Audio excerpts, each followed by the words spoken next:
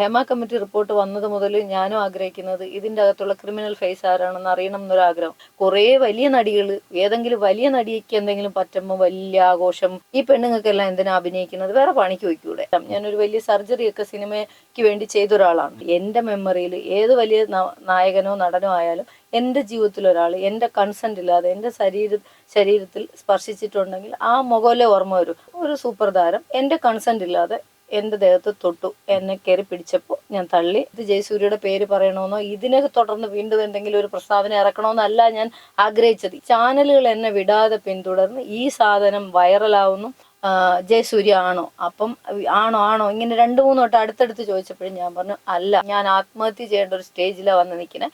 എനിക്കിത് തുറന്നു പറയണം. കൺസെന്റ് ഇല്ലാതെ ഒരു പെൺകുട്ടിയുടെ ശരീരത്തിൽ തൊട്ടാൽ, നിങ്ങൾ ഇനി അപ്പൂപ്പനായാലും നിങ്ങൾ പണ്ട് തൊട്ടിരുന്നുവെങ്കിൽ കേസെടുക്കാനുള്ള വകുപ്പാണ് ഇന്ന് ഇന്ത്യയിലുള്ളത്. മനുഷ്യനെ കൊന്നു തിന്നുന്ന ചാനൽസും കേസ് കൊടുക്കാനോ മനസ്സിൽ പോലും ആലോചിച്ചിട്ട്. അപ്പൊ അവരോട് ചോദിച്ചപ്പോൾ അവര് പറഞ്ഞു പേര് പറയണ്ട, ചാനലുകൾ എന്നെ വിടാതെ പിന്തുടർന്ന് ഈ സാധനം വൈറലാവുന്നു, ആണോ ഇങ്ങനെ 2-3 വട്ടം അടുത്തടുത്ത് ചോദിച്ചപ്പോഴും ഞാൻ പറഞ്ഞു അല്ല, നന്ദിയുണ്ട്, എന്നെ വെച്ചിട്ട് നിങ്ങൾ കോടികളുണ്ടാക്കി. ആ സഹോദരങ്ങളും കൂടെ ചേർന്നിട്ട് ജയസൂര്യക്ക് മേടിച്ചു കൊടുത്ത എഫ്ഐആർ ആണ്. മനുഷ്യനെ കൊന്നു തിന്നുന്ന ചാനൽസും. നമസ്കാരം. ഫ്രെയിം ടു ഫ്രെയിമിലേക്ക് എല്ലാ മാന്യ പ്രേക്ഷകർക്കും സ്വാഗതം. ഇപ്പോൾ തുറന്ന് പറച്ചിലുകളുടെ കാലമാണ്. ഞാൻ സ്ഥിരം എപ്പിസോഡിൽ പറയും പോലെ, ഗുരുവായൂർ കേശവനെ പോലെ നെറ്റിപ്പട്ടം കെട്ടിയ ആനയെ പോലെ തലയെടുപ്പോടെ നിന്ന മലയാള സിനിമ ഒന്ന് നമ്മളെ അറപ്പിച്ചു എന്നൊക്കെ പറയാം. തിരുവനന്തപുരം ഭാഷയിൽ പറഞ്ഞ ഒന്ന് അറച്ചു, ചെറുതായിട്ടൊന്ന് വിറച്ചു. എന്തുകൊണ്ടാണ് ഇത്തരത്തിൽ ഒരു സംഭവ വികാസം മലയാള സിനിമയിൽ അല്ലെങ്കിൽ സിനിമ ഇൻഡസ്ട്രിയെ ഒന്ന് പിടിച്ചു കുലുക്കിയത് എന്നുള്ളതിന് ഒരു ഉത്തരം ഹേമ കമ്മിറ്റി എന്ന് പറയുമ്പോൾ നമ്മളെല്ലാവരും വാർത്താ മാധ്യമങ്ങളിലൂടെ ഇപ്പോൾ സ്ഥിരമായി കണ്ടുകൊണ്ടും കേട്ടുകൊണ്ടും ഇരിക്കുകയാണ്. എനിക്ക് തോന്നുന്നു അത്തരത്തിൽ ഒരു തുറന്നു പറച്ചിലുകൾ നടത്തിയത് ആദ്യമായിട്ട് സോണിയ മൽഹാർ എന്ന് പറയുന്ന ചലച്ചിത്ര നടിയും സാമൂഹിക പ്രവർത്തകയുമാണ്. ഞാൻ ഒരുപാട് തവണ ഈ പേര് കേട്ടിട്ടുള്ളത് സിനിമാ നടി എന്നതിനപ്പുറം ചാരിറ്റി ചെയ്യുന്ന അല്ലെങ്കിൽ സാമൂഹിക പ്രവർത്തനം ചെയ്യുന്ന ഒരു വനിത എന്നുള്ള രീതിയിലാണ്. ഇപ്പോൾ ഈ അടുത്ത കാലത്താണ് ഇത്തരത്തിലുള്ള തുറന്നു പറച്ചിലുകളുമായി നമ്മുടെ മുമ്പിലേക്ക് സോണിയ മൽഹാർ എത്തുന്നത്. ഇന്ന് ഫ്രെയിം ടു ഫ്രെയിമിൽ എത്തിയിരിക്കുന്നത് സോണിയ മൽഹാറാണ്. നമുക്ക് കുറച്ച് കാര്യങ്ങൾ സോണിയോട് ചോദിച്ച് മനസ്സിലാക്കാം. സ്വാഗതം. വേറെ മുഖവുരയൊന്നും വേണ്ട, കാരണം ഇപ്പോൾ ചാനലുകളിൽ സ്ഥിരം കണ്ടുകൊണ്ടിരിക്കുന്ന ഒരു മുഖമാണ്. എൻ്റെ ആദ്യത്തെ സംശയം, ഇതൊരു ചോദ്യമല്ല, ആദ്യത്തെ ഒരു സംശയമാണ്. ഒരുപാട് കാലങ്ങൾക്ക് മുമ്പ് സംഭവിച്ച ഈ കാര്യം ഇപ്പോൾ തുറന്നു പറയാനുണ്ടായ സാഹചര്യം എന്താണ്? സാഹചര്യം അങ്ങ് നേരത്തെ പറഞ്ഞൊരു വാക്കിലാണ്. അതായത് ഹേമ കമ്മിറ്റി റിപ്പോർട്ട് എന്ന് പറയുന്ന റിപ്പോർട്ട്, ഞാനൊക്കെ ഈ 2012 സംഭവിച്ച ഈ ഒരു കാര്യം ഒക്കെ ശരിക്കും പറഞ്ഞാൽ നമ്മൾ സുഹൃത്തുക്കളാണ്, ആ സംഭവത്തിലുള്ള ആളുമൊക്കെ അത് മറന്ന് നമ്മൾ നമ്മുടേതായ കാര്യങ്ങൾ മുഴുകയാണ്. എന്നാൽ പോലും 12 വർഷമായിട്ട് മനസ്സിനെ വേദനിപ്പിക്കുന്ന നിരവധി സംഭവങ്ങൾ, അത് എനിക്ക് മാത്രമല്ല, ഞാൻ എൻ്റെ കൂട്ടുകാർക്കും ഞാൻ കടന്നു വരുന്ന എല്ലാ മേഖലയിലും കണ്ടുകൊണ്ടിരിക്കുക. സിനിമയിൽ മാത്രമല്ല കേട്ടോ, എല്ലായിടത്തും സ്ത്രീകൾക്കുണ്ടാവുന്ന ചില അരക്ഷിതാവസ്ഥകൾ കണ്ട് മനം മടുത്തിരിക്കുന്ന ഒരു വ്യക്തിയായിരുന്നു. പേഴ്സണലി എനിക്കും കുറേ കാര്യങ്ങൾ അനുഭവത്തിലുണ്ട്. അങ്ങനെ ഇരിക്കുമ്പോഴാണ് ഇപ്പോൾ ഈ നമ്മൾ നടി ആക്രമിക്കപ്പെട്ട കേസുമായി ബന്ധപ്പെട്ട് അന്ന് മുതൽ നമുക്കുണ്ടായിരിക്കുന്ന ഈ സമൂഹത്തിൽ, ഈ ചലച്ചിത്ര മേഖലയിൽ നമ്മൾ സേഫ് എന്ന് കരുതുന്ന ഒരിടവും നമുക്ക് അത്രത്തോളം സേഫ്റ്റി അല്ല എന്നൊരു തിരിച്ചറിവാണ്. ഒരു വലിയൊരു നഗരത്തിൽ ഇതുപോലൊരു വലിയ സെലിബ്രിറ്റിയായ ഒരു നടിക്ക് പോലും ആക്രമണം നേരിടേണ്ടി വരുന്ന അത്രയും പരിതാപകരമാണ് അവസ്ഥകളെങ്കിൽ എന്തും സംഭവിക്കാമല്ലോ. അതിനുശേഷം നമ്മുടെ ഗവൺമെൻറ് ഇടപെടുന്നു, ഹേമ കമ്മിറ്റി റിപ്പോർട്ട് വരുന്നു, WCC വരുന്നു, പല കാര്യങ്ങൾ വരുന്നു. എന്നിട്ടും എന്തെങ്കിലും കുറവുണ്ടോ? ഇല്ല. അത് നല്ലോണം അറിയാവുന്ന ഒരു വ്യക്തി എന്ന നിലയിൽ കമ്മിറ്റി റിപ്പോർട്ട് വരുമ്പോൾ സ്വാഭാവികമായിട്ടും അതിനകത്ത് ക്രിമിനൽസ് ഉണ്ട്, നമുക്കറിയാം. ഞാൻ അതിൻ്റെ ഏകദേശം ഒരു 10-50ഓളം പേജ് വായിച്ചതാണ്, മുഴുവൻ വായിക്കാൻ പറ്റിയിട്ടില്ല. ഫസ്റ്റ് കിട്ടുമ്പോഴേ പോലീസ് ഉദ്യോഗസ്ഥരായിട്ടുള്ള ആൾക്കാർ നമുക്ക് മാധ്യമങ്ങൾക്ക് നിങ്ങൾക്ക് കിട്ടിയതുപോലെ നമുക്കും കിട്ടി. അപ്പോൾ അതൊക്കെ നമുക്ക് തുടക്കം മുതൽ ഞെട്ടലുണ്ടാക്കുന്ന സാധനമാണ്. എന്നിട്ട് പോലും അതൊന്ന് റിവീൽ ചെയ്യാനോ ഇതിനകത്ത് കറക്റ്റായിട്ട് ആരാണ് ക്രിമിനൽ, നമ്മൾ ആരെയാണ് ഭയക്കുന്നത്? നമ്മൾ ക്രിമിനൽ ആണെങ്കിൽ ക്രിമിനൽ എന്ന് പറഞ്ഞ് തന്നെ, അത് രാഷ്ട്രീയക്കാരനാവട്ടെ സിനിമാക്കാരനാവട്ടെ സോഷ്യൽ വർക്കുമായിട്ട് നിൽക്കുന്നവരാണ്, ആരെ മുഖം നോക്കാതെ ഒരു സ്ത്രീയുടെ സമ്മതമില്ലാതെ അവരെ വേദനിപ്പിക്കുക അല്ലെങ്കിൽ ചീറ്റ് ചെയ്യപ്പെടുകയോ അത്തരത്തിൽ ചെയ്തിട്ടുള്ള ഒരു വ്യക്തി ഉണ്ടെങ്കിൽ സമൂഹത്തിൽ തുറന്നു കാട്ടണം. ഒരു കമ്മിറ്റി എന്തിനാണ് വെക്കുന്നത്? 1.5 കോടി രൂപയ്ക്ക് അടുത്ത് ചെലവാക്കുന്നു, 4.5 വർഷം, 1 വർഷം കൊണ്ടെങ്കിലും പൂർത്തിയാക്കേണ്ട ഒരു സാധനത്തിന് 4.5 വർഷം വരുന്നു, അതിന് പൂഴ്ത്തി വെക്കുന്നു. അത് ആരെ ഫേവർ ചെയ്യാനാണ്? സമൂഹത്തിന് അറിയില്ല, നമുക്കും അറിയില്ല. സ്വാഭാവികമായിട്ടും എൻ്റെ മനസ്സിലും വിഷമങ്ങൾ ഉണ്ടായിട്ടുണ്ട്. ഹേമ കമ്മിറ്റി റിപ്പോർട്ട് വന്നത് മുതൽ ഞാനും ആഗ്രഹിക്കുന്നത് ഇതിൻ്റെ അകത്തുള്ള ക്രിമിനൽ ഫേസ് ആരാണെന്ന് അറിയണം എന്നൊരാഗ്രഹം. അത് ഹൈഡ് ചെയ്യുന്നു. മനസ്സിൽ വേദന ഉണ്ടാവും ആസ് എ സോഷ്യൽ വർക്കർ. ഞാൻ ആക്ട്രസ്സായിട്ട് നിങ്ങൾ കരുതണ്ട, കൂട്ടണ്ട. ഒരു മനുഷ്യ സ്ത്രീ എന്ന നിലയിൽ അതിനകത്തുണ്ടായിരിക്കുന്ന പിന്നെ വലിയ നടികളാണ് കുറെ പേര് ഇടപെട്ട് സംഘടന ഉണ്ടാക്കുന്നത്. ഈ നടികൾക്ക് സാധാരണക്കാരായുടെ പ്രശ്നങ്ങളും വേദനയും, ഒരു സെലിബ്രിറ്റി റേപ്പ് ചെയ്യപ്പെട്ടാൽ, ഒരു സ്ത്രീ റേപ്പ് ചെയ്യപ്പെടുമ്പോൾ, അവൾ അപമാനിക്കപ്പെടുമ്പോൾ നമ്മുടെ നാടും അപമാനിക്കുകയല്ലേ? അത് ഒരു ചെറിയ പെൺകുട്ടിയാണെങ്കിലും സെലിബ്രിറ്റി ആണെങ്കിലും ഒരു കർഷക തൊഴിലാളി ആണെങ്കിലും പെണ്ണിന് കൊടുക്കുന്ന വാല്യൂ ഇന്ത്യൻ സംസ്കാരത്തിന് ഒന്നെന്നാണ് ഞാൻ പഠിച്ചു വെച്ചിരിക്കുന്നത്. അപ്പൊ അതുകൊണ്ട് കുറേ വലിയ നടികൾ, ഏതെങ്കിലും വലിയ നടിക്ക് എന്തെങ്കിലും പറ്റുമ്പോൾ വലിയ ആഘോഷം, കൈകോർത്ത് പിടിക്കല്, ഏതെങ്കിലും പാവപ്പെട്ട പെൺകുട്ടിയെ പിച്ച് ചീന്തിയെന്ന് അവൾ പരസ്യമായിട്ട് വന്ന് പറഞ്ഞാൽ അവഹേളിക്കല്, ഇതൊക്കെ കണ്ട് മനമെടുത്തിട്ടാണ് എനിക്കിതൊക്കെ തുറന്ന് പറയണം. കാരണം എൻ്റെ ഇൻഡസ്ട്രിക്കകത്ത് എൻ്റെ കുടുംബത്തിലൊരു പ്രശ്നം ഉണ്ടെങ്കിൽ അത് പരിഹരിക്കാനാണ് ഞാൻ നോക്കുന്നത്. അല്ലാതെ ഇൻഡസ്ട്രിയെ മൊത്തത്തിൽ തകർക്കാനോ ഒരു സംഘടനയെ തകർക്കാൻ. ഞാൻ സിനിമ എത്രത്തോളം പാഷനായിട്ട് കാണുന്ന ഒരാൾ, സിനിമ അത്ര ഇഷ്ടമാണ്. എൻ്റെ ചോറും എൻ്റെ പേരും എല്ലാം സിനിമാ നടിക്കൊപ്പം സോഷ്യൽ വർക്കർ എന്നുള്ളതിനൊപ്പം സിനിമയും ആണ് എൻ്റെ എല്ലാ ഇതിനും ആധാരം. അപ്പം എനിക്ക് അങ്ങനെ അറിയപ്പെടുന്ന ഒരു വ്യക്തിക്ക് എൻ്റെ ഇൻഡസ്ട്രിയെ തകർക്കുക എന്നല്ല. ഇതിനകത്ത് 20% ഫേക്ക് ആളുകളുണ്ട്. നമ്മൾക്ക് ഈ പറയുന്നത് മൊത്തത്തിൽ ആക്ഷേപിക്കുകയില്ല. അപ്പം ഈ ഇൻഡസ്ട്രിക്കകത്തുള്ളവർക്കും അറിയാമല്ലോ ഇങ്ങനെ പ്രശ്നങ്ങളുണ്ട്. പക്ഷേ ചാൻസ് പോവും, പേര് പോവും, തോളിക്കൈയിട്ടിടുന്ന അളിയനും ഒക്കെ രണ്ടാവും. ഈ ഒരു കൺസെപ്റ്റിൽ നശിച്ചോട്ടെ, പെൺകുട്ടികൾ പൊക്കോട്ടെ, ഒരു പ്രശ്നമില്ല എന്ന് അവരവർ കരുതുമ്പോൾ അത് കണ്ടു നിൽക്കാൻ ഇനി പറ്റില്ല. തെറ്റ്, അതായത് സെക്ഷുവൽ റിലേഷൻ തെറ്റല്ല, ഫിസിക്കൽ റിലേഷൻ തെറ്റല്ല, സിനിമ ഇനി നമുക്ക് ഇങ്ങനെ അടിച്ചു പൊളിച്ച് നടക്കാൻ അങ്ങനെ ഒന്നും. എൻ്റെ സഹോദരന്മാരെ, നിങ്ങൾ ഇഷ്ടമുള്ള പോലെ നിങ്ങൾ ജീവിച്ചോ. ഒരു പെണ്ണിനും ആണിനും 18 വയസ്സ് കഴിഞ്ഞാൽ ഈ കൺസെന്റ്, അവരുടെ കൺസെന്റോട് കൂടി ഈ ഇന്ത്യ മഹാരാജ്യത്ത് നിങ്ങൾക്ക് സെക്ഷൽ ലൈഫ് ആസ്വദിക്കാം. നിങ്ങൾക്ക് ഒരു പെൺകുട്ടിയോടൊപ്പം യാത്ര ചെയ്യാം, ബോയ് ഫ്രണ്ടിനെ വയ്ക്കാം, ഗേൾ ഫ്രണ്ടിനെ വയ്ക്കാം, സെക്ഷൽ റിലേഷൻഷിപ്പ് വെക്കാം. നിങ്ങൾക്ക് സിനിമ എവിടെ വേണോ നിങ്ങൾക്ക് എൻജോയ് ചെയ്യാം. പക്ഷെ അന്യന്റെ മൂക്കിൻ തുമ്പ് വരെ ഉള്ളൂ നിങ്ങളുടെ സ്വാതന്ത്ര്യം. ആ സ്വാതന്ത്ര്യത്തിലേക്ക് കടന്നു കയറിയിട്ട് അവരെ ചീറ്റ് ചെയ്യുക, ചാൻസ് കൊടുക്കുക എന്ന് പറയുക, അവരെ വേദനിപ്പിക്കുക, ഈ തരത്തിലുള്ള ബുദ്ധിമുട്ട് വരുമ്പോഴാണ് ഒരാൾ പ്രതികരിക്കുന്നത്. അല്ലാതെ രണ്ടുപേരുടെ കൺസെന്റോടെ ഈ ലോകത്ത്, അത് നമ്മുടെ വിശപ്പും ഒക്കെ പോലെ തന്നെ നമ്മുടെ ശരീരത്തിന്റെ ഒരു ആവശ്യമാണത്, ആ നീഡാണ്. അതിനിവിടെ ആരും തടസ്സമില്ല. എല്ലാവർക്കും സിനിമാക്കാരെ മൊത്തം നമ്മൾ ഇതിന്ന് ഇങ്ങനെയൊക്കെയാണ് സംസാരം വരുന്നത്. അതൊന്നും അല്ല. പക്ഷെ കണ്ട തെറ്റുകൾ പറയണം, ചൂണ്ടിക്കാണിക്കണം എന്ന് തോന്നി. ഒന്ന് ഹേമ കമ്മിറ്റി റിപ്പോർട്ട്. അങ്ങ് ചോദിച്ചാൽ ചോദ്യത്തിലേക്ക് വരാം. ഹേമ കമ്മിറ്റി റിപ്പോർട്ട് രണ്ടാമത്തെ ദിവസം പിന്നെ ജോമോൾ എന്ന് പറയുന്ന വലിയൊരു നടി, എനിക്ക് പേര് പറയുന്നതിൽ ഇപ്പോൾ പ്രശ്നമില്ല, കാരണം ആ കുട്ടി പറഞ്ഞത് എല്ലാ ചാനലിലും ഉണ്ട്. അവർ വന്നിട്ട് പറയുന്ന ഇൻഡസ്ട്രിക്കകത്ത് ഞങ്ങൾ ഇതുവരെ കണ്ടിട്ടേ ഇല്ല. അല്ലെങ്കിൽ ജോമോൾ പറയണം ഞാൻ കുറച്ച് സിനിമ അഭിനയിച്ചിട്ടുള്ളൂ. എന്താ ഒരു നടി എന്ന നിലയിൽ അവർക്ക് പറയാം ഞാൻ കുറച്ച് സിനിമ അഭിനയിച്ചിട്ടുള്ളൂ, എൻ്റെ ലൊക്കേഷനിലൊന്നും പ്രശ്നമില്ലായിരുന്നു, എന്തെങ്കിലും ബുദ്ധിമുട്ട് സ്ത്രീകൾക്ക് ഉണ്ടായിട്ടുണ്ടെങ്കിൽ നമ്മൾക്ക് പരിഹരിക്കാം. അവരമ്മയുടെ ഏതോ ഒരു പോസ്റ്റിങ്ങിലേക്ക് പുതിയതായിട്ട് വന്നു എന്നാണ് എൻ്റെ ഒരു ചെറിയ ഓർമ്മ. അങ്ങനെ എടുത്തൊരാൾ, അവർക്കൊരു റെസ്പോൺസിബിലിറ്റി, നമ്മളൊരു ചെയറിലിരിക്കുമ്പോൾ നമുക്ക് സമൂഹത്തോട് റെസ്പോൺസിബിലിറ്റി ഉണ്ടാവണം. ആ പ്രസ്ഥാനത്തോട് മാത്രമല്ല സൊസൈറ്റിയോട് മുഴുവൻ ഒരു റെസ്പോൺസിബിലിറ്റി ഉണ്ടാവണം, അത് ഏത് പ്രസ്ഥാനത്തിരുന്നാലും. അപ്പോൾ ആ കുട്ടി പറയണമായിരുന്നു എനിക്ക് നമ്മുടെ അറിവില്ലായ്മ ആർക്കെങ്കിലും വിഷയം ഉണ്ടെങ്കിൽ പരിഹരിക്കാം. പറഞ്ഞില്ല. പകരം സിനിമ ഇൻഡസ്ട്രി ഫുള്ള് കുഴപ്പങ്ങൾ, അതായത് വന്ന് പറയുന്നവർക്ക് എന്തോ പ്രശ്നമുണ്ട്, സിനിമ ഇൻഡസ്ട്രി ഫുള്ള് നീറ്റാണെന്നൊരു അത് കൊടുക്കുന്നു. അതിനുശേഷം വേറൊരു ആർട്ടിസ്റ്റ് പറയുന്നു, ഒരു വയസ്സായ ആർട്ടിസ്റ്റ്, എനിക്ക് തോന്നുന്നു അവരൊരു 10 വയസ്സ് മുതൽ ഇപ്പോൾ ഒരു 70-75 വയസ്സുണ്ടാവും. ഈ വയസ്സ് വരെ സിനിമയിൽ നിന്ന് സീരിയലിൽ നിന്ന് ആഹാരം കഴിച്ചുകൊണ്ടിരിക്കുന്ന ഒരു അമ്മ പറയുകയാണ് ഈ പെണ്ണുങ്ങൾക്കെല്ലാം എന്തിനാ അഭിനയിക്കുന്നത്, വേറെ പണിക്ക് വയ്ക്കൂടെ. ആ ഒരു ഡയലോഗ്, അതൊക്കെ സത്യത്തിൽ അഭിനയമോഹമായിട്ട് വരുന്ന ഒരുപാട് കുട്ടികളുണ്ട്. അവർക്ക് ചിലപ്പോൾ നമ്മൾ ഒരാൾ സിനിമയിൽ വന്നെന്നും പറഞ്ഞ് വേറൊരു കുട്ടിക്ക് വന്നൂടെ, അവർക്ക് ഒരു വഴി കാണിച്ചു കൊടുക്കണം നമ്മൾ. അല്ല നമ്മൾ മാത്രം അഭിനയിക്കണം, നമുക്ക് മാത്രം പേര് വരണം, അങ്ങനെയല്ല. സമൂഹത്തിൽ ഒരു പെൺകുട്ടിക്കോ ആൺകുട്ടിക്കോ അവനൊരു ആഗ്രഹം ഉണ്ടെങ്കിൽ അത് നല്ല വഴി നമ്മൾ കാണിച്ചു കൊടുക്കണം, അവന് ചീറ്റ് ചെയ്യല്ല. അതല്ലാതെ നിനക്കിതൊന്നും പറഞ്ഞിട്ടില്ല കേട്ടോ, ഞങ്ങളിവിടെ കുറേ പേരുണ്ട് കസേരയിലൊക്കെ ഇരിക്കാൻ, നിങ്ങൾ വിട്ടോ എന്നല്ല പറയാനുള്ളത്. അത് ഒരു ആർട്ടിസ്റ്റിനും പറയാൻ യോഗ്യതയില്ല, പറയുകയും ചെയ്യരുത്. അതൊക്കെ മാപ്പ് പറയേണ്ട കാര്യങ്ങളാണ്. പിന്നെ അടുത്തത് ഏറ്റവും വേദന തോന്നിയത് നമ്മുടെ ചലച്ചിത്ര അക്കാദമിയുടെ തലപ്പത്തിരിക്കുന്ന ഒരു സാറിനെ കുറിച്ച് തന്നെ ബംഗാളി നടി വന്ന് പറയുന്നു. ഏറ്റവും അപമാനമായിട്ട് ഇതെല്ലാം കൂടെ ചേർന്നിട്ടാണ് പ്രതികരിക്കണം, ഇൻഡസ്ട്രിയിൽ ചില കുഴപ്പങ്ങളുണ്ട് എന്ന് എനിക്ക് തോന്നി തുടങ്ങിയത് അവിടെയാണ്. അപ്പൊ അതാണ് എൻ്റെ ഒരു തുറന്നു പറച്ചിലിന്റെ തുടക്കം. അതാണ് ഞാനൊന്ന് വേറൊരു സംശയം ചോദിക്കട്ടെ. ഇപ്പോ ജയസൂര്യയുടെ പേര് പറഞ്ഞു, പിന്നെ അടുത്ത ദിവസം അത് ജയസൂര്യ അല്ല എന്ന് പറയുന്നു, പിന്നെ അത് മാറ്റി പറയുന്നു എന്നൊക്കെ വാർത്താ മാധ്യമങ്ങളിൽ നമ്മളിങ്ങനെ കാണുന്നു. എന്താണ് അതിന്റെ നിജസ്ഥിതി? അതിലേക്ക് വരാം.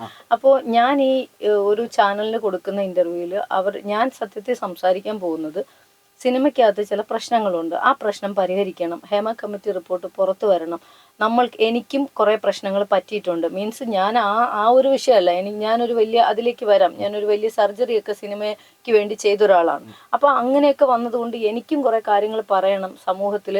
ഇനി ഇത്തരത്തിൽ ചൂഷണം, അതായത് കൺസെൻറ്റോടെ ചെയ്യുന്നതല്ല, അല്ലാത്തുള്ള ഒരുപാട് ചൂഷണം, സെക്സ് മാത്രമല്ല, പൈസ കൊടുക്കാതിരിക്കുക, അല്ലാതെ ചീറ്റ് ചെയ്യുക, ബാർഗെയിൻ ചെയ്യുക, അവരെ ത്രട്ടൺ ചെയ്യുക, ഭീഷണിപ്പെടുത്തി വേറെ പല കാര്യങ്ങൾക്ക് ഉപയോഗിക്കുക. അങ്ങനെ ഈ സമൂഹത്തിൽ ഒരു 20% ക്രിമിനൽസ് സിനിമയ്ക്കകത്തുമുണ്ട്. പുറത്ത് 50%, സിനിമയിൽ 20% ഉള്ളൂ. പേടിച്ചിട്ട് വലുതായിട്ട് ചെയ്യൂല, പക്ഷെ ചെയ്യണവർ അങ്ങ് അറ്റത്തെ ക്രൂരതയാണ് സിനിമയിൽ ചെയ്തുകൊണ്ടിരിക്കുന്നത്. അതാണ്. അപ്പോൾ ഇത് പറയാൻ വേണ്ടി പോകുമ്പോൾ അവരെന്നോട് ചോദിച്ച് സോണിയയ്ക്ക് ഏതെങ്കിലും സ്വന്തം അനുഭവം ഉണ്ടോ എന്ന് ചോദിച്ചു. അപ്പം എനിക്ക് അനുഭവം ഉള്ളൊരു കാര്യം, അവൻ എൻ്റെ സുഹൃത്താണെങ്കിലും 50 വർഷം കഴിഞ്ഞാൽ എൻ്റെ മെമ്മറിയിൽ ഏത് വലിയ നായകനോ നടനോ ആയാലും എൻ്റെ ജീവിതത്തിൽ ഒരാൾ എൻ്റെ കൺസെൻ്റ് ഇല്ലാതെ എൻ്റെ ശരീരത്തിൽ സ്പർശിച്ചിട്ടുണ്ടെങ്കിൽ ആ മുഖമല്ലേ ഓർമ്മ വരൂ, പകരം വേറെ ജോൺ ക്ലിൻ്റൻ്റെ മുഖം വരൂലല്ലോ. അപ്പം ഈ പറഞ്ഞു വന്നപ്പോൾ ഞാൻ പറഞ്ഞു, 2013 റിലീസായ തൊടുപുഴ നടന്നൊരു ലൊക്കേഷനിൽ ഒരു സൂപ്പർ താരം എൻ്റെ കൺസെൻ്റ് ഇല്ലാതെ എൻ്റെ ദേഹത്ത് തൊട്ടു, എന്നെ കയറി പിടിച്ചപ്പോൾ ഞാൻ തള്ളി മാപ്പ് പറഞ്ഞു. ആ ഒരു കേസ് നടന്നു എന്നാണ് പറഞ്ഞത്. നടന്നതായത് കൊണ്ടാണ് പറഞ്ഞത്. ആളുടെ പേരോ കാര്യങ്ങളോ അന്ന് കേസ് കൊടുക്കാനോ മനസ്സിൽ പോലും ആലോചിച്ചിട്ടില്ല. പക്ഷെ നടന്ന സംഭവം ഞാൻ ഇനി ജീവനുള്ള കാലത്തോളം നടന്നു എന്ന് തന്നെ പറയും. ആ സംഭവം പറയുമ്പോൾ ബാക്കി ഞാൻ പറഞ്ഞ വിഷയങ്ങളൊന്നും സമൂഹം ഏറ്റെടുത്തില്ല. ഇത് അവർ ടെലികാസ്റ്റ് ചെയ്തപ്പോൾ എല്ലാവരും വന്ന് പറഞ്ഞു, പിന്നെ അവള് വന്നിട്ട് ഇപ്പൊ സെലിബ്രിറ്റി ആവാൻ വേണ്ടി ഒരു സാധനം കൊണ്ടുവരുന്നു, ഒരു സൂപ്പർ താരം, പിന്നെ ഈ അമ്മച്ചിയല്ലേ സൂപ്പർ താരം ആക്കുന്നത്, ഈ ആന്റി അല്ലേ നമ്മുടെ സൂപ്പർ താരം കടന്നു. പിന്നെ ആൾക്കാർ അന്വേഷണമായി, ഈ സോഷ്യൽ മീഡിയ ഇൻവെസ്റ്റിഗേഷൻ തുടങ്ങി. അവർ പോകുന്നു 2013 ഏതൊക്കെ സൂപ്പർ താരങ്ങൾ തൊടുപുഴ ഷൂട്ട് ചെയ്തിട്ടുണ്ട്, ഇതെല്ലാം അന്വേഷണം. അവർ തന്നെയാണ് പിഗ്മാൻ കണ്ടെത്തിയതും, അവർ തന്നെയാണ് ജയസൂര്യയുടെ പേര് പറയണത്. ഇങ്ങനെ ഭയങ്കരമായ ബുദ്ധിമുട്ട്. അപ്പൊ ഞാൻ പേര് പറഞ്ഞിട്ടില്ല. ഞാൻ ഇപ്പൊ അവരെന്നോട് ചോദിച്ചു ചെറുപ്പമാണ്, അപ്പൊ ഞാൻ ഒരു ഏകദേശം രൂപമൊക്കെ പറഞ്ഞു. അറിയാലോ, ബിക്കോസ് നമ്മൾ പറയുന്ന ഒരു കാര്യം കള്ളമല്ല, നടന്നൊരു സാധനമാണ് പറയുന്നത്. എങ്കിൽ പോലും ആ സമയത്ത് ജയസൂര്യയുടെ പേര് പറയണമെന്നോ ഇതിനെ തുടർന്ന് വീണ്ടും എന്തെങ്കിലും ഒരു പ്രസ്താവന ഇറക്കണമെന്നല്ല ഞാൻ ആഗ്രഹിച്ചത്. എനിക്ക് പോലും 12 വർഷം മുമ്പ് ഒരുത്തൻ നമ്മുടെ മുന്നിൽ കൈ പൊക്കാൻ അവന് തോന്നിയിട്ടുണ്ടെങ്കിൽ ഒരുപാട് കാര്യങ്ങൾ പലരും കടന്നു വന്നിട്ടുണ്ടാവും. അതേ ഞാൻ ഉദ്ദേശിച്ചുള്ളൂ. അപ്പൊ ഇത് പറഞ്ഞിട്ട് എൻ്റെ വീട്ടിൽ ഇത് കാണുമ്പോൾ എനിക്ക് 2 ആൺകുട്ടികളാണ്. അപ്പൊ അവരോട് ചോദിച്ചപ്പോൾ അവർ പറഞ്ഞു, പേര് പറയണ്ട, അത് വിട്ടേക്ക്, അവർക്ക് മനസ്സിലായി ഇന്ന ആളാണ്. അപ്പോൾ പറഞ്ഞു പേര് പറയണ്ട, ഇന്ന ഇന്റർവ്യൂ ഒന്നും അമ്മ കൊടുക്കണ്ട എന്ന് പറഞ്ഞു. അപ്പൊ എൻ്റെ കുട്ടികളെ മുന്നിൽ നിർത്തിയിട്ട് ഞാൻ ഓക്കെ അത് വിട്ടു എന്ന് പറഞ്ഞു. പക്ഷെ ചാനലുകൾ എന്നെ വിടാതെ പിന്തുടർന്ന് ഈ സാധനം വൈറലാവുന്നു.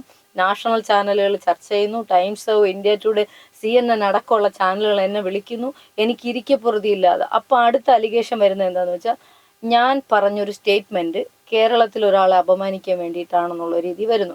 ഇതിന്റെ പേര് സൂപ്പർ താരം ഒന്നും അങ്ങനെ ഒരാളില്ല, അങ്ങനെ ഒരാളിന്റെ കൂടെ സോണിയ അഭിനയിച്ചിട്ടില്ല. ഏതോ പൊട്ടപ്പടങ്ങളിൽ അഭിനയിച്ചൊരു സോണിയ ഇങ്ങനെ ഒരു സൂപ്പർ താരത്തിന്റെ ലൊക്കേഷനിൽ പോലും ഇല്ല. പിന്നെ 2 കോടി രൂപ സോണിയ കൈപ്പറ്റിയിട്ട് പേര് പറയുന്നില്ല. ഈ രീതിയിലുള്ള ഓരോ കാര്യങ്ങൾ. അപ്പം ഞാൻ ഓരോ ദിവസവും മീഡിയ കണ്ടുകൊണ്ടിരിക്കുകയാണ്. പല ചാനൽ, ഒരു ഓൺലൈൻ ചാനൽ വന്നിട്ട് അവരുടെ അടുത്ത് ഞാൻ ആദ്യമേ പറയുന്നുണ്ട്, അവർ ഓഫ് ദ റെക്കോർഡിൽ ചോദിച്ചിരുന്നു ആളോ. ഞാൻ പറഞ്ഞു ഞാൻ നോ കമന്റ് കേട്ടോ, ഇപ്പൊ പറയുന്നില്ല, എന്നോട് അത് വീണ്ടും ചോദിക്കല്ലേ എന്ന് പറഞ്ഞൊരു സാധനത്തിന് വീണ്ടും അവര് ഓൺ ദ റെക്കോർഡിൽ വന്നിട്ട് വീണ്ടും അവർ ചോദിച്ചു ജയസൂര്യ ആണോ. അപ്പം ആണോ ഇങ്ങനെ 2-3 വട്ടം അടുത്തടുത്ത് ചോദിച്ചപ്പോഴും ഞാൻ പറഞ്ഞു അല്ല, ഞാനിപ്പോ വേറെ നിങ്ങൾ ഏതെങ്കിലും ഒരു പേര് ചോദിച്ചാലും ഞാൻ അല്ലാന്നേ പറയുള്ളൂ കേട്ടോ എന്ന് പറഞ്ഞ് ഒഴിവായ സാധനത്തിന് ഈ ആണോ ചോദിക്കുന്നത് അല്ലായും പേസ്റ്റ് ചെയ്തിട്ട് ചോദിക്കുമ്പോൾ ആ ഹെഡ്ലൈൻ തന്നെ വന്നത് സോണിയ മൽഹാർ ഏറ്റു പറഞ്ഞു ജയസൂര്യ അല്ല, പറഞ്ഞ ആൾക്ക് അടിയും കൊടുത്ത് വിട്ടു. ക്യാപ്ഷനൊക്കെ വരുമ്പോൾ സ്വാഭാവികമായിട്ട് ഇത് പിന്നെ ഉള്ള താഴോട്ടുള്ള ഒരു മര്യാദയില്ലാത്ത ഓൺലൈൻ ചാനലുകാരൊന്നും പറയാൻ പറ്റും. പക്ഷെ എനിക്ക് നിങ്ങളോട് നന്ദിയുണ്ട്, എന്നെ വെച്ചിട്ട് നിങ്ങൾ കോടികൾ ഉണ്ടാക്കിയെന്ന് പലരും, അല്ല മില്യൺസ് വ്യൂവേഴ്സ് ഉണ്ടാക്കിയെന്ന് നല്ല പൈസ നിങ്ങൾക്ക് കിട്ടുന്നെന്നും നിങ്ങളുടെ തന്നെ ആൾക്കാർ എന്നോട് പറഞ്ഞു. നന്ദിയുണ്ട്, എന്നെ വെച്ച് നിങ്ങളൊന്ന് രക്ഷപ്പെട്ടാൽ മതി, അത്രേ ഉള്ളൂ. അപ്പോൾ അങ്ങനെ വന്നിട്ട് ഇത് പറയണ എന്താന്ന് വെച്ചാൽ അവർ ഉടനെ പറയാണ് സോണിയ പറഞ്ഞു ഇന്ന ആളല്ല. അപ്പൊ എന്താണ്, എനിക്ക് ശബ്ദിക്കാനോ എനിക്ക് സംസാരിക്കാനോ പറ്റുന്നില്ല. ഞാൻ ഓരോരോ ചാനലിന് വേറെ കാര്യങ്ങൾ ഇങ്ങനെ കൊടുത്തോണ്ടിരിക്കുക. ഇതിന്റെ ഇടയിൽ ഇതിങ്ങനെ സ്ക്രോൾ പോവാണ്. ആദ്യം ജയസൂര്യ എന്നൊരു ഇത് ഹിന്റ് കൊടുക്കുന്നു, പിന്നെ അവർ പറയുന്നു ജയസൂര്യ അല്ല എന്ന് പറയുന്നു, ഇത് ഫേക്കാണ്. പിന്നെ ഉടനെ പറയുന്നു ഇവര് പക്ക ഫ്രോഡാണ്, ഇവര് 2 കോടി രൂപ കൈപ്പറ്റിയിട്ട് ഇവരിത് പറഞ്ഞു. ഇത് കേട്ടിട്ട് ഉറക്കമില്ലാതെ ഞാൻ എൻ്റെ കുട്ടികളെ വിളിച്ചു. ഞാൻ 4000 രൂപ വാടക വീട്ടിലാണ്, ഏറ്റവും ഒരു ഒറ്റ മുറി വീട്ടിലാണ് ഞാനിപ്പോൾ താമസിക്കുന്നത്. ഞാൻ വന്നിട്ട് കഷ്ടപ്പെട്ട് ജീവിക്കുന്ന ഞാൻ ഇന്ന് വരെ ഒരുത്തന്റെ മുമ്പിലും കൈ നീട്ടാതെ, കടമൊക്കെ ഉണ്ട് അത് വേറെ കാര്യം, പക്ഷെ അർഹതയില്ലാത്ത ഒരു ചായ പോലും ഒരുത്തൻ്റെ നിന്ന് മേടിച്ച് കുടിക്കാതെ എൻ്റെ ഹസ്ബൻഡ് മരണപ്പെട്ടിട്ട് 9 വർഷമായി. ഞാൻ അത്ര കഷ്ടപ്പെട്ടിട്ട് സിനിമയും ചാരിറ്റി ആയിട്ട് ഞാനിങ്ങനെ ഫൈറ്റ് ചെയ്ത് പോകുന്നൊരു പെണ്ണാണ്.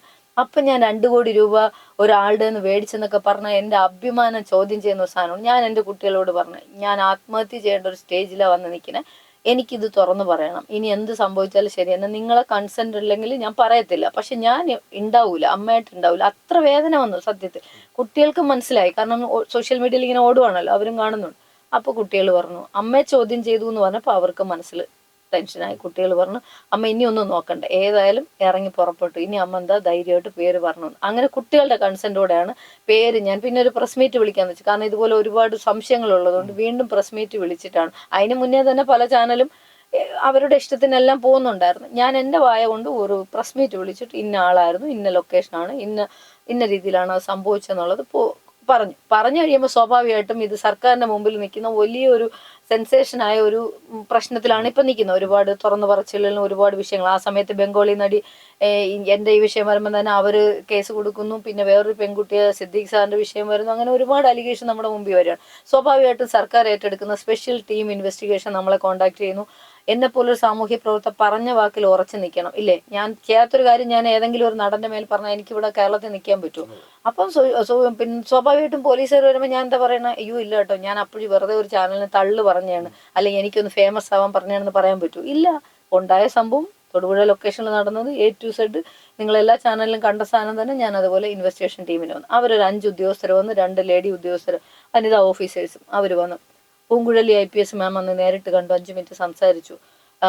മറ്റേ ഐശ്വര്യ ഡോങ്ക്ര IPS അവരും വിളിച്ച് സംസാരിച്ചു. അവർ ഫോണിലാണ് സംസാരിച്ചത്. അപ്പോൾ മാഡം എല്ലാം ഓരോ കാര്യങ്ങൾ പറഞ്ഞപ്പോൾ ഞാനൊരു സാമൂഹ്യ പ്രവർത്തകയാണ്, ഞാനൊരു സ്റ്റേറ്റ്മെന്റ് കൊടുത്തിട്ട് ആ സ്റ്റേറ്റ്മെന്റ് കറക്റ്റായിട്ട് പോലീസുകാരൊന്ന് ചോദിക്കുമ്പോൾ അവിടെ നമുക്ക് മാറാൻ പറ്റില്ല. അതാണ് സംഭവം.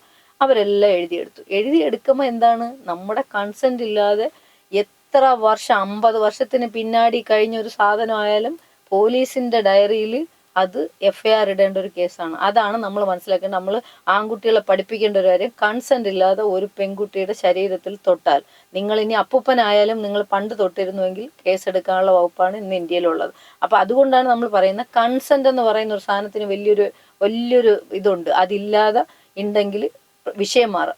അപ്പോഴേ എനിക്കറിയില്ല, അവരിട്ടിട്ട് നോക്കുമ്പോൾ FIR അതിൽ കുറഞ്ഞിടാൻ പറ്റില്ല. 354-നകത്ത് അതാണ് ആ നിയമത്തിൽ വരുന്നത്. ഇപ്പോഴത്തെ ഇന്ത്യൻ ഭാരതീയ ന്യായ സംഹിത അനുസരിച്ച് ആ പീനൽ കോഡ് അനുസരിച്ച് സാധനം കയറി. അപ്പോൾ എന്ത് ചെയ്യും, സ്വാഭാവികമായിട്ടും കേസ് രജിസ്റ്റർ ആവും, FIR രജിസ്റ്റർ ആയി. അപ്പോൾ രജിസ്റ്റർ ആയി കഴിഞ്ഞു. ഇന്നലെ അതിൻ്റെ ബാക്കി സ്റ്റേറ്റ്മെന്റ് കാര്യങ്ങൾക്ക് തൊടുപുഴ ലൊക്കേഷനിൽ പോയിരുന്നു. നമ്മൾ സംഭവം നടന്ന സ്ഥലങ്ങളും ബാക്കിയൊക്കെ ഐഡന്റിഫൈ ചെയ്ത് പോലീസുകാർക്ക് ബാക്കി കാര്യങ്ങൾ പറഞ്ഞു. ഷൂട്ട് നടന്ന സ്ഥലത്ത് പോയി ബാക്കിയെല്ലാം ആ പ്രോസസ്സിലൂടെ പോവാണ്. ഇത് അദ്ദേഹത്തിന്റെ ഫാൻസുകാരും ഇവിടുത്തെ ഈ മനുഷ്യനെ കൊന്നു തിന്നുന്ന ചാനൽസും എല്ലാവരും ഒന്നുമല്ല, ആരുടെയെങ്കിലും ചോര കണ്ടിട്ട് പൈസ മേടിക്കുന്ന കുറെ ആൾക്കാരുണ്ട്. ആ സഹോദരങ്ങളും കൂടെ ചേർന്നിട്ട് ജയസൂര്യക്ക് മേടിച്ചു കൊടുത്ത FIR ആണ്. അല്ലാതെ ഞാൻ FIR ഇടാൻ പോയതല്ല. ഞാനൊരു ചാനൽ ചർച്ചയിൽ എനിക്ക് ഉടന്ന സംഭവം. അല്ലെങ്കിൽ നിങ്ങളെപ്പോലുള്ള സഹോദരങ്ങൾ മനസ്സിലാക്കണമായിരുന്നു, അവരൊരു സോഷ്യൽ വർക്കറാണ്, അവർ പറയുന്നതിൽ എന്തൊരു കാര്യമുണ്ട്, ശരിയാണ്, നമ്മൾ അതിന്റെ പുറകെ പോകണ്ട. അപ്പൊ ഈ പ്രശ്നം ഉണ്ടെന്ന് മനസ്സിലാക്കണം, അപ്പൊ പ്രശ്നം പരിഹരിക്കാൻ നോക്കണം. നിങ്ങൾ വാലി പിടിച്ചു പോയി അദ്ദേഹത്തിന് FIR ഇട്ട് കൊടുത്തത് പബ്ലിക്കാണ്. പബ്ലിക്കാന്ന് വെച്ചാൽ എല്ലാവരും അല്ല, ഇതിനകത്ത് നിങ്ങൾ ഓരോരുത്തർക്കും അദ്ദേഹത്തിന് ശിക്ഷ കിട്ടിയാലും എന്ത് ചെയ്താലും അതിനെല്ലാം ഉത്തരവാദിത്വം ഇതിൽ നെഗറ്റീവ് കമന്റ് ഇട്ട് ഞാൻ 2 കോടി മേടിച്ചെന്ന് പറഞ്ഞ് എന്നെ അതിലേക്ക് നയിച്ച നിങ്ങൾ ഓരോരുത്തർക്കും ഉണ്ടാവും ആ ഉത്തരവാദിത്വം.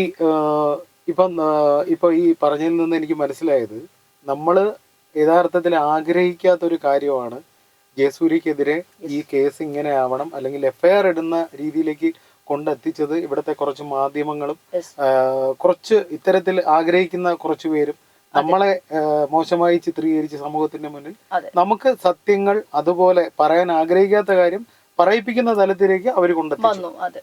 ഈ കാര്യം ഇതിൽ നിന്ന് പിന്മാറാനോ അല്ലെങ്കിൽ പിന്മാറണം എന്ന് വളരെ അപേക്ഷിക്കുന്ന രീതിയിലോ അല്ലെങ്കിൽ ഭീഷണിപ്പെടുത്തുന്ന രീതിയിലോ എന്തെങ്കിലും ഉണ്ടായിട്ടുണ്ടോ? ഭീഷണിയായിട്ട് നമ്മൾ വലിയ, അതായത് പോലീസ് നമ്മുടെ എല്ലാ സെക്യൂരും ഉള്ളത് കൊണ്ട് എന്തെങ്കിലും നമ്മളിപ്പോൾ വിളിച്ച് തെറി പറഞ്ഞാൽ അത് വേറെ വിഷയമാവും, അവർക്കെതിരെ കേസ് പോകുമെന്നറിയാം. അതുകൊണ്ട് മാധ്യമ പ്രവർത്തക എന്ന ലേബലിൽ ഒരു ലേഡി വിളിക്കുന്നു, പിന്നെ ഇത് അവർക്ക് കുട്ടികളും കുടുംബങ്ങളും ഒക്കെ ഉള്ളതല്ലേ, അത് മീഡിയയെ കാണരുത് എന്നുള്ളത്. അതായത് ഞാൻ മാധ്യമങ്ങളിൽ നിന്ന് മാറി നിൽക്കണം എന്ന സ്നേഹത്തോടൊരു ഉപദേശം.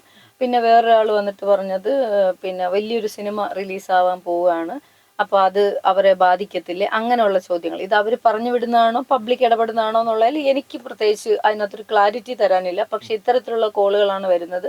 പിന്നെ ഉപദേശമാണ്, സോണിയയ്ക്ക് കുടുംബമുണ്ട്, അദ്ദേഹത്തിന് കുടുംബമുണ്ട്, അങ്ങനെയുള്ള കുറേ കാര്യങ്ങളൊക്കെയാണ് പറയുന്നത്. ഈവൻ നമ്മുടെ കയ്യിൽ നിൽക്കാത്തൊരു സാധനമുണ്ട്, സർക്കാർ ഏറ്റെടുത്തൊരു കാര്യമാണ്. നമ്മൾ സർക്കാരിലും നീതിന്യായ വ്യവസ്ഥയിലും ഇപ്പോൾ വിശ്വസിക്കുകയാണ്. കാരണം നമ്മൾ ഇത് FIR ഇടാനോ പഴയ കഥ പറഞ്ഞിട്ട് ഇവിടെ സെലിബ്രിറ്റി ആവാനോ അവരെ കാശ് മേടിച്ചിട്ട് ഏതാണ്ട് അങ്ങനെയൊക്കെയാണ് സമൂഹം എപ്പോഴും ഇതിൻ്റെ. ഇന്നലെ ഞാനൊരാളുടെ, ഒരു വലിയ നടനാണ്, ആ നടൻ്റെ ഒരു ഡയറക്ടറാണ്, അദ്ദേഹത്തിൻ്റെ ഒരു വീഡിയോ കണ്ട്, പേര് ഞാൻ പറയുന്നില്ല, അദ്ദേഹം പറയാണ് 3 മാഫിയ ഉണ്ട്, Thiruvananthapuram mafia, Ernakulam mafia, Mattancherry mafia. ഇതിൽ ഉള്ള ആൾക്കാരാണ് ഈ പെണ്ണുങ്ങളെ ഇവിടെ ഇറക്കി ഇപ്പോൾ അലിഗേഷൻ പറയും. എന്ത് സാധുതയാണ് അദ്ദേഹത്തിന് എവിഡൻസ് കിട്ടിയെന്ന് എനിക്കറിയത്തില്ല. ഈ ചാനലിലൂടെ ഞാൻ അദ്ദേഹത്തിനോട് വെല്ലുവിളിക്കുകയാണ്. ഞാൻ ഇതിൽ ഏതെങ്കിലും, എൻ്റെ കാര്യം എനിക്ക് പറയാൻ പറ്റും, ബാക്കി പെണ്ണുങ്ങളുടെ പല കാര്യങ്ങൾ വരുന്നുണ്ട്, അവരുടെ 100% ഞാനുമായിട്ട് കണക്റ്റഡ് അല്ലാത്തത് കൊണ്ടും ആ സന്ദർഭങ്ങളിലൊന്നും ഞാൻ ഇല്ലാത്തത് കൊണ്ടും എനിക്കതിൽ അവർ പറയുന്ന 100% കറക്റ്റാണെന്ന് എഴുതി തരാൻ എനിക്ക് പറ്റത്തില്ല. അലിഗേഷൻ ഉണ്ടെങ്കിൽ അത് അന്വേഷിക്കണം എല്ലാ പെൺകുട്ടികളും. പിന്നെ ഇപ്പോൾ ഫേക്കായിട്ട് നിവിൻ പോളിക്ക് അടക്കം ഫേക്കായിട്ട് വന്നു എന്ന് പറയുന്നത്, അതിൻ്റെ സാധ്യത നമുക്കറിയത്തില്ല. പക്ഷേ ഒരു പെൺകുട്ടിയും ഏതെങ്കിലും ഒരു പ്രത്യേക താല്പര്യത്തിന്, പണത്തിനോ പ്രശസ്തിക്കോ വേണ്ടിയിട്ട് ഏതെങ്കിലും ഒരു മനുഷ്യനെ അവരെ കരിവാരി തേക്കാൻ വേണ്ടിയിട്ട് ഏതെങ്കിലും ആളുകളുടെ സ്വാധീനത്തിൽ വന്ന് ഇത്തരം വൃത്തികേടുകൾ പറഞ്ഞാൽ നിങ്ങളും ശിക്ഷിക്കപ്പെടണം. അതിൽ ഞാൻ ഒരു പെണ്ണിൻ്റെയും കൂടെ നിൽക്കത്തില്ല. ഒരു ആണിനും, പെണ്ണിനുള്ള പോലെ തന്നെ അഭിമാനവും ആണിനും ഉണ്ട്. അവനും കുടുംബമുണ്ട്, കുട്ടികളുണ്ട്, വീടുണ്ട്. ഇല്ലാത്തൊരു കാര്യം നമ്മൾ ഉണ്ടാക്കി പറഞ്ഞ് ഈ സമയത്ത് കയ്യടി മേടിക്കാനാണെങ്കിൽ പൊന്നു പെൺപിള്ളേരെ, അതൊന്നും ഇവിടെ നടക്കില്ല. അത് അങ്ങനെ ചെയ്യാൻ ചെയ്യരുത്. പിന്നെ ഞാനിപ്പോൾ ആ പറഞ്ഞ ആളോട് ഞാൻ ചോദിക്കുകയാണ്, ഞാൻ ഏതെങ്കിലും തരത്തിൽ ഞാൻ പറഞ്ഞൊരു സാധനം ഈ ഏതെങ്കിലും ഒരു മാഫിയയിൽ ആരെങ്കിലും ആയിട്ട് എനിക്ക് ഏതെങ്കിലും ഒരു ബന്ധമുണ്ടെന്ന് തെളിയിച്ചാൽ അന്ന് എൻ്റെ പൊതുപ്രവർത്തനം അവസാനിപ്പിച്ച് ഞാൻ ഈ നാടേ വിട്ടു പോയി തരാം.